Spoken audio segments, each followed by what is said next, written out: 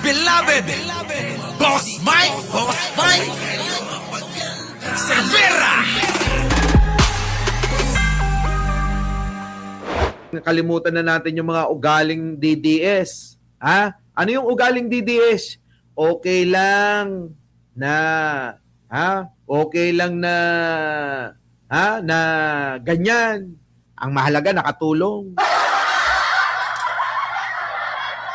Yung mga yung mga naniniwala kay Norman Mangusin, hindi okay lang na na scammer yan basta mahalaga nakatulong. Alam niyo yung mga ganong katwiran, katangahan yun. Di ba? Yan mga kababayan ko.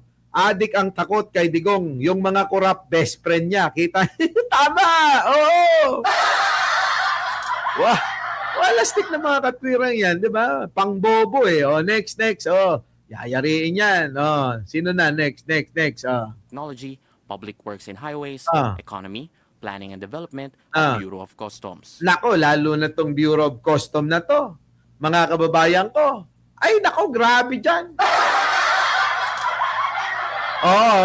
The rest dyan, hindi natin kilala, no? Ewan natin, baka hindi nga nagtatrabaho, kaya napunanan ng Pangulo. Yan, mga kababayan ko. Tuloy! Pero sa siyam na ito, si Health Secretary Ted Herbosa umano ang nasa bingit ng pagkakatanggap. Ay, grabe, mga kababayan ko. Sabi rito, yung mga taga-PMI na Bachelor of Bureau of Customs, Bachelor of Science in Custom Administration ba 'yon? Yung mga napuntang mga taga-PMI, taga-PMI ako Alam ko yung diskarte dyan sa PMI noon noong nabubuhay pa si Cloma. Diba? Walastik mga kababayan, i-reveal ko mga kababayan ko. PMI, pera muna iho. Yung mga taga-PMI dyan, ikaw, Ace Venezuela, alam mo. Diba? Yung mga taga-PMI, nako grabe, mga kababayan ko. Hindi naman talaga natuto eh. Bulakbol yung karamihan eh.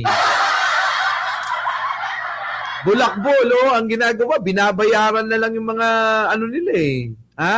Yung mga teacher noon, ewan ko kung hanggang ngayon ganun pa rin. Diba? Diba? Puro lagay. Sinong tututol doon? Nung panahon namin yan, ewan ko lang ngayon kung nagbago na yan. Pero nung panahon na yon, nako, PMI, pera muna iho.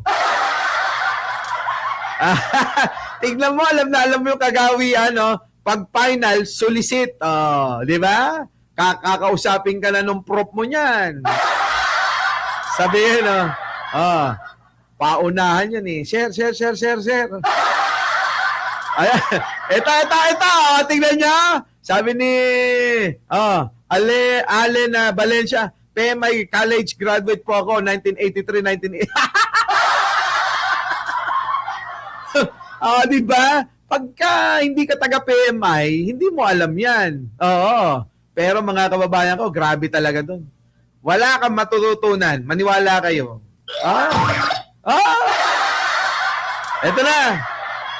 Yari na ito. Si Ted Herbosa, mga kababayan ko. Nasa bingit na po ng bangin. Delikado na ito.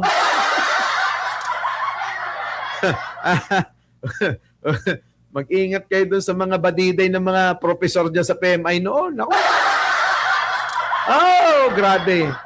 Buti na lang hindi pa uso noon ng ang cellphone Kung uso na yung cellphone noon mga kababayan ko na may camera, kasi naabutan ko mga kababayan, beeper lang at saka yung Mobiline. Diba? Mobiline, tsaka mga 5110, ganon. Late na kasi nagkaroon ng mga camera eto na. Herbosa, yari ka na, Herbosa, Sa bingit ng pagkakatanggal. Ayon sa source ng politiko, basihan daw ng Pangulo ang mga kontrobersya sa DOH. Nako, ayan mga kababayan ko. Ano sabi daw ng Pangulo? Anong basihan? Narinig ninyo? Basihan daw ng Pangulo ang mga iskandalo sa DOH. Yan na sinasabi ko sa inyo eh. Diba? Isusumbong kita kay Manong. Eto na. Tingnan nyo, narinig nyo yung mga kababayan ko. Ayon sa source ng politiko, basihan daw ng Pangulo ang mga kontrobersya sa DOH, bunsod ng sunod-sunod na reklamo laban kay Herbosa.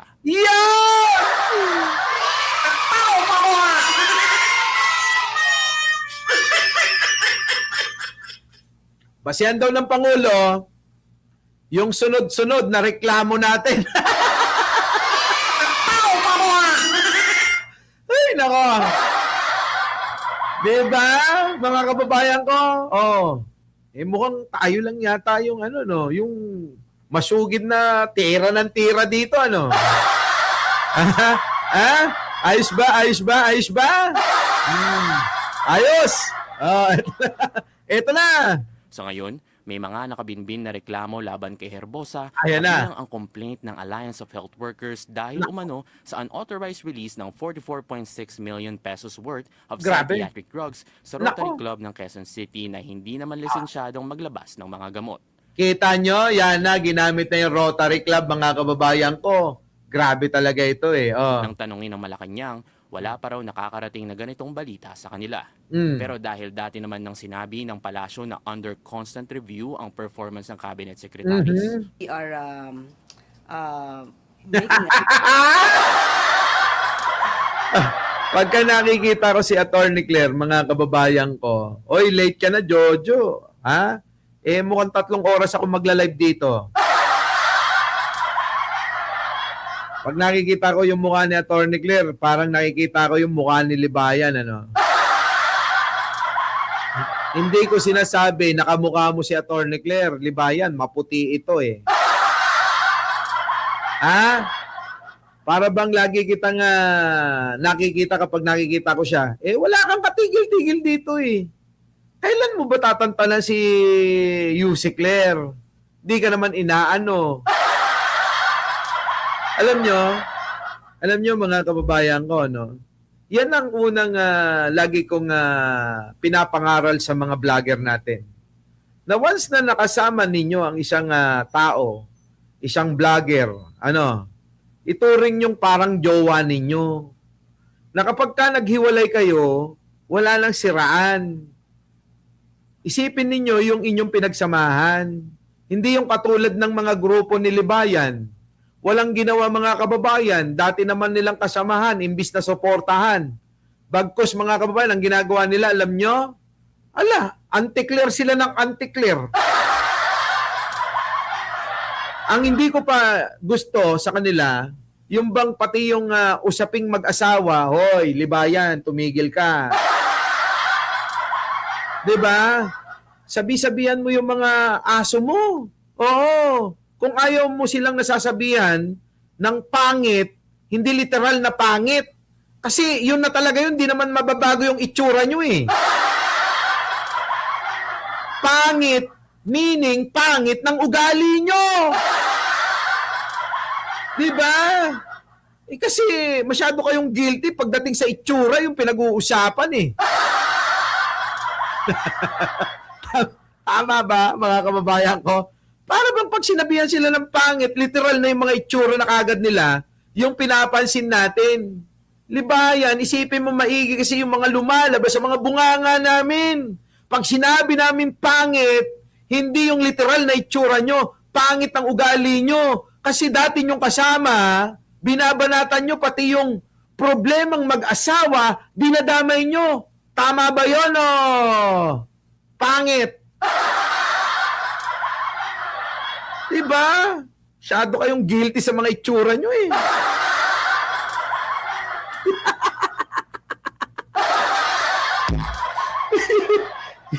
Tama.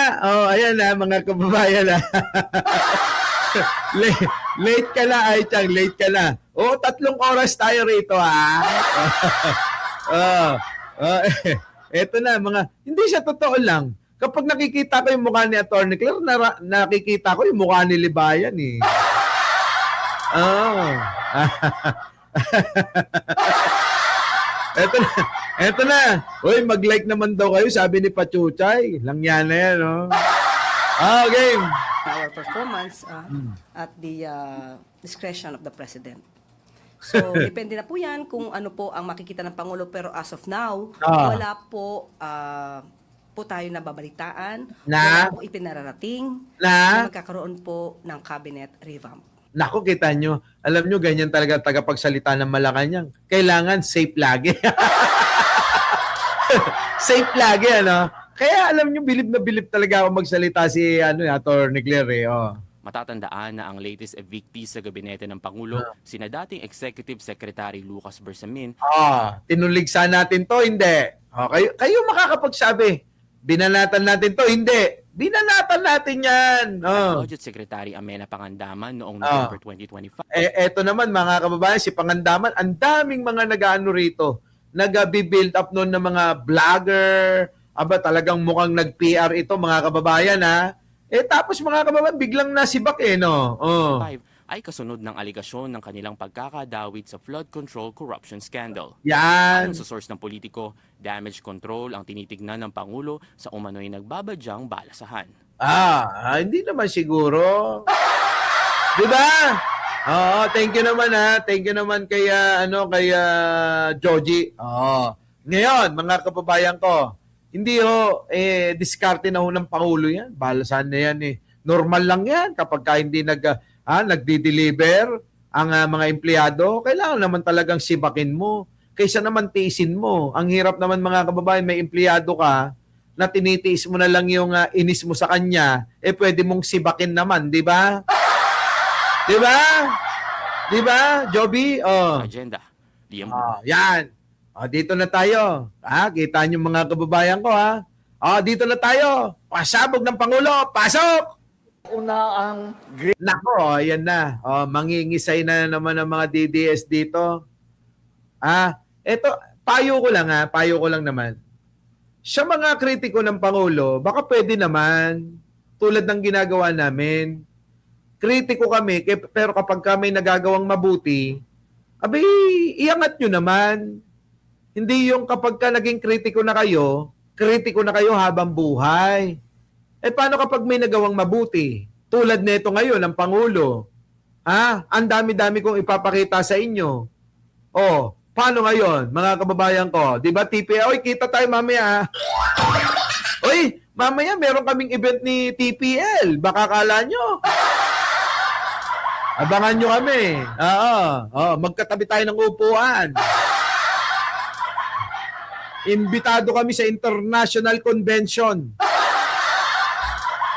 Tama ba, TPL? Imbitado po kami mamaya dyan somewhere sa Quezon City, 3 p.m. Ayan, ng international na pagsasalo-salo. Ang mga peg namin ni TPL, pang-international na to. Diba? Diba? TPL, gano'n, tignan nyo. Alam nyo, may mga kaibigan yan na gigil sa akin. Pero bakit ko idadama yon? Hindi naman sila yung pakikisamahan ko, si TPL. Diba?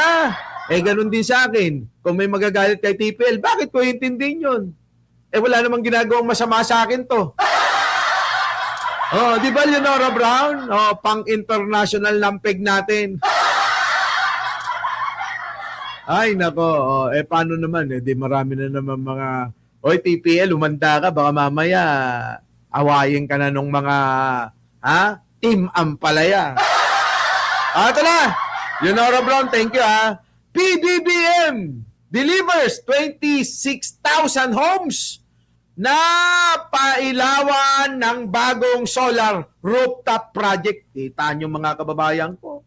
Kakaiba ito, mga kababayan. Ibang klase. Pasok! Connected utility-scale solar project sa buong mundo na matatagpuan sa isang socialized housing community. Dahil gamit... Ay, grabe mga kababayan ko. Tindi, Antindi mga kababayan ko. Tingnan nyo mga kababayan, yung mga bahay, ang bubong, Solar panel, mga kababayan ko.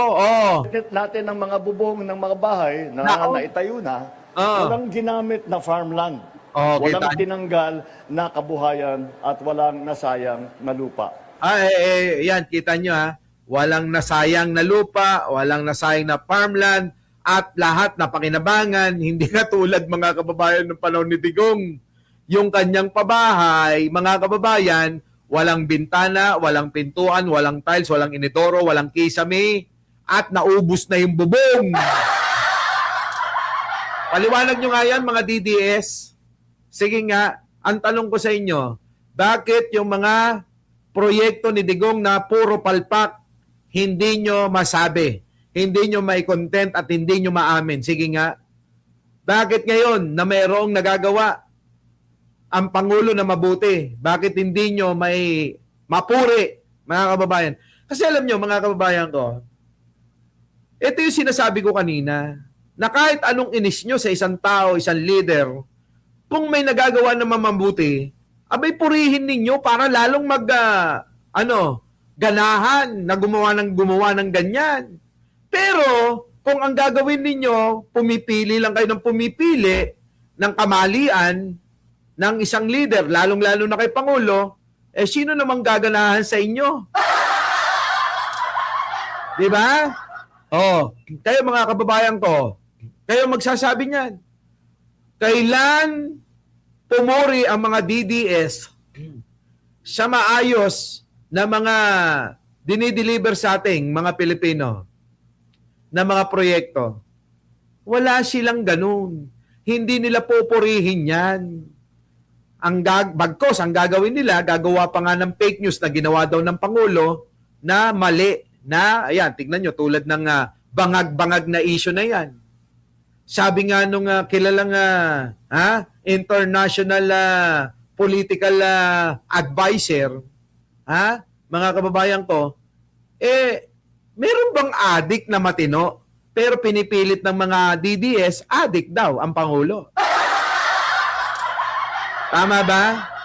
May adik po ba na nakakapag-isip, nakakagawa ng mga proyektong ganito, mga kababayan ko? Paki-explain nga. Kaya wag na ako kayong magtaka kung tawagin namin kayong mga tangat bobo.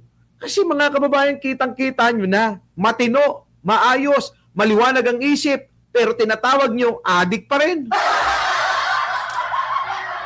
Ewan ko, mga kababayan ko, bakit ganyan sila, no? Diba? Eto na, mga kababayan, eto na! Sa pamamagitan ng Ningning Project, nakakabawas tayo ng mahigit 6,000 metriko na tonelada ng carbon dioxide emission kada taon. Para tayo nag-alis ng halos 1,000 sasakyan sa ating mga kasada. Kaya't mas makakatulong tayo sa ating kalikasan. Kita niya? Mga pasyabo! Sabi ni Pink Smoke, bakit dati bati naman si Attorney Claire at Libayan? Dati nga silang magkakaibigan. Dati silang iisang grupo na magkakasama kontra kay Tulpo. Nakuha nyo, mga kababayan ko? Tapos, nung ang Attorney Claire ay na-appoint na bilang tagapagsalita ng Malacanang, ewan ko, ba't bigla na lang nagalit si Libayan? Kasi daw iniisip niya, mga kababayan, na dapat siya daw. Di ba mga kababayan ko? Sabi daw ni Libayan, dapat daw, ako nga daw dyan eh. Sabi nga daw nung aso, yung aso daw yung nagsabi, mga kababayan, na dapat daw, para kay Libayan yan. Ibig sabihin, tira-tira na't pinagpilian daw si Attorney Claire. Ang tatanga, no? Ay, nako, kung alam nyo lang, Addictus Rex, Si Addictus Rex, tawa lang ng tawa. Kung alam lang nila, Di ba, mga kababayan ko, ewan ko dyan sa mga yan. Oo. Basta si Addictus Rex lang ang nakakaalam niyan. Ngayon, mga kababayan, at meron na naman nagawa ang Pangulo, paano na kaya itong mga ito? Nga na lang kayo, nga, ganon. Our beloved Boss Mike, Boss Mike.